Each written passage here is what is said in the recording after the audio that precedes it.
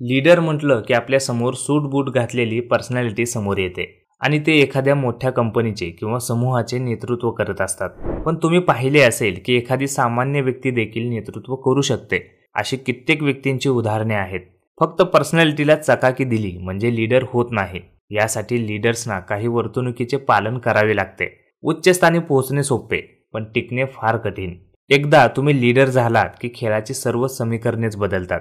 आता प्राधान्य येते ते सर्व गोष्टी सुयोग्यपणे करण्याला आणि स्वतःचे स्थान टिकवण्याला. चाणक्याला या सत्याची पुरेपूर जाणीव होती. म्हणूनच त्याने लीडर्सना स्वतःचा आणि आपल्या संस्थेचा रास कसा टाळावा याचे मार्गदर्शन केले आहे. ते म्हणतात, काम, क्रोध, लोभ, मन, मद आणि हर्ष याचा त्याग करून शास्त्रोक्त मार्गदर्शनानुसार इंद्रियांवर नियंत्रण प्राप्त केले पाहिजे. लीडर्सच्या आजूबाजूचे लोक त्याच्या वर्तणुकीचे काळजीपूर्वक निरीक्षण करत असतात.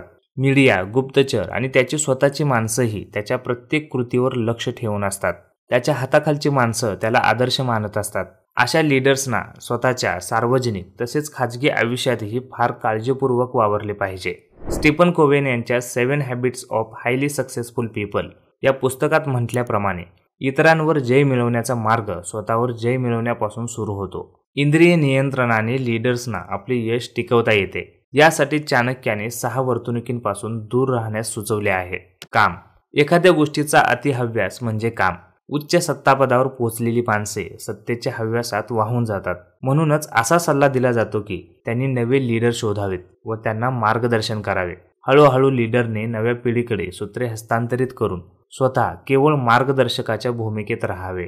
क्रोध. मस्तक शांत ठेवणे नेहमीच श्रेयस्कर.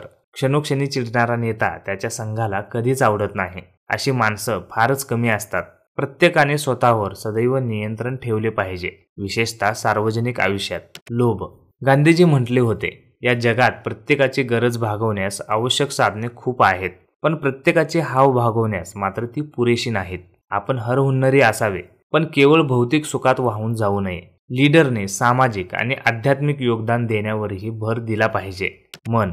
सर्वोच्च स्थानी पोहोचल्यावरही लीडरने नवनव्या संकल्पनांना जन्म दिला पाहिजे. पण हे माझ्यामुळे घडते या अहंभावाचा मात्र त्याग केला पाहिजे.